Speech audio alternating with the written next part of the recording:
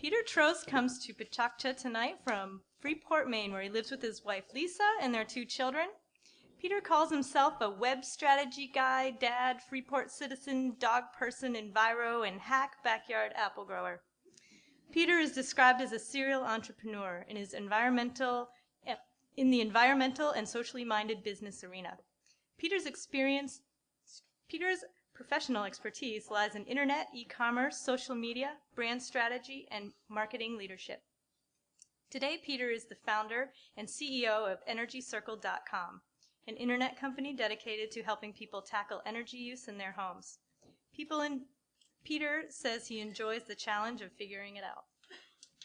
Please welcome Peter Troast and his deep energy retrofit.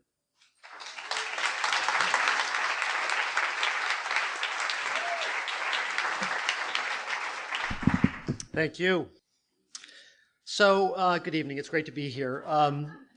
I have an interesting story to tell tonight. It's not a story about a fork, but it is a story about choices. And in particular, it's a story about choices we need to make about buildings and energy, carbon, affordability, and whether we're going to be resilient enough to cope with the energy costs and the planet that might look very different than the one from today. And in particular, this story is about 2 potential conflicts. One, the imperative that we have to address carbon use as a planet, and secondly, the equally important imperative to preserve our historical heritage. And some people say that these 2 things are at odds. What many people don't know is that buildings in our society use as much energy and contribute as much to global warming as transportation. In fact, even more. And so this issue of figuring out the contribution that housing makes to our energy is absolutely critically important. And yet, we can't build our way out of this problem. Many of you may know the Bright-Built barn in Rockport, this amazing zero energy. It actually produces more energy than it uses. But the sad fact is that 98% of the homes we are building are like this one, which are eligible for an energy upgrade on the day they're first occupied. Even if we address all of the brand new construction, this big problem is the existing housing stock. There are 124 million of these things out there that we have to address, and half of those are old, older than 1960, and the biggest contributors to our overall energy use. So a group of us have taken on this lovely little community-owned house in Freeport with the idea of doing this as an exemplary deep energy retrofit. The idea of taking the energy use of this house down by more than 50%. We're actually targeting 70% in this little house.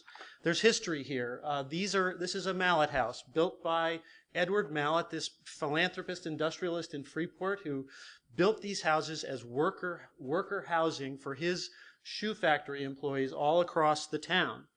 And these houses, not all of it, many that remain, but they are strewn throughout town. Many of them been chopped and channeled, but in our particular case, in this row, our house is the middle one there. The far houses are the community center, a public building that has an organization of 400 volunteers and a private house here. Now, this idea of a deep energy retrofit means that you have to increase the R value of the walls, and that means you've got to insulate, super insulate, and you've got to go one direction or the other. So the big challenge here is, which way do you go? Do you insulate out or do you insulate in?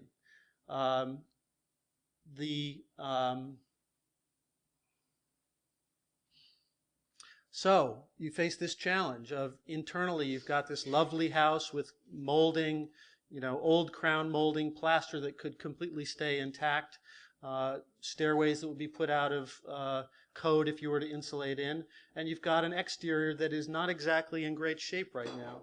So it was our sort of decision that it would be better to insulate out, and yet from a historic standpoint, there is value in the fabric. And so one of the challenges we're facing to insulate out is that we've got to take that siding off, insulate, and then replace as much of it as we possibly can. this house is just full of lovely details, and it's just quite amazing that this is what we called worker housing in its day.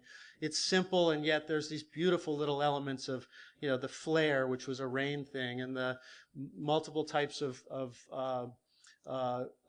clapboards mixed in with shingles, and the lovely trim and the roof. And we've had to deal with each one of these elements as we are expanding out this building proportionally in every direction. So we've had to address what we call the spider web at the peak of the roof, and really fine details about literally on the dormer, what is the size of that trapezoidal piece of trim, and does that stay exactly the same as we expand this building up by 4 inches and out by 4 inches. And so this is really the money shot. Did we, and in doing this project, which is side by side with another, and yet is 9.5 inches wider, did we achieve this idea of making these look the same? I'll ask you, which of these buildings is 9.5 inches wider? And yet there are some little issues that we can't deal with. The siding goes out, and so we are going to have a slight overhang. We can't increase the size of the foundation, and this is one of the compromises and the imperfections that we've had to deal with as we go out. Now, these techniques that we use for super insulation are really very cool. What this shows is 2 layers of 2-inch what is called polyiso board foam. Inside that, the little blue line is a moisture barrier. It makes for just a fantastic wall. It sheds moisture.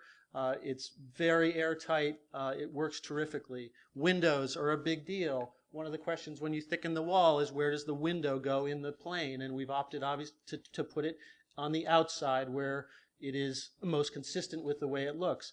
Windows, we believe, will be obsolete over time. They are the weak link in building right now, and so we've designed the window cavity in anticipation of taking it out and replacing it. And the basement becomes a critical thing. This is representative of such a huge swath of Maine architecture, the rubble basement with brick.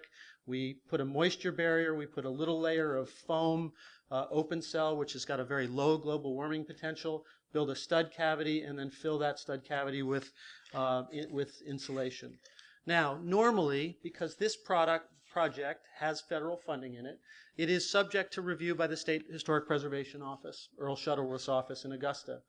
In this case, because of the precedent-setting nature of this, it has been escalated to the Advisory Council on Historic Preservation, a board appointed by the President.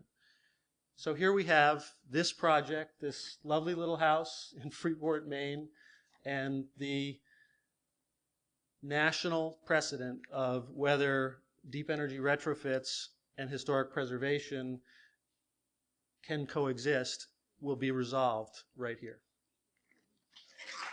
Thank you.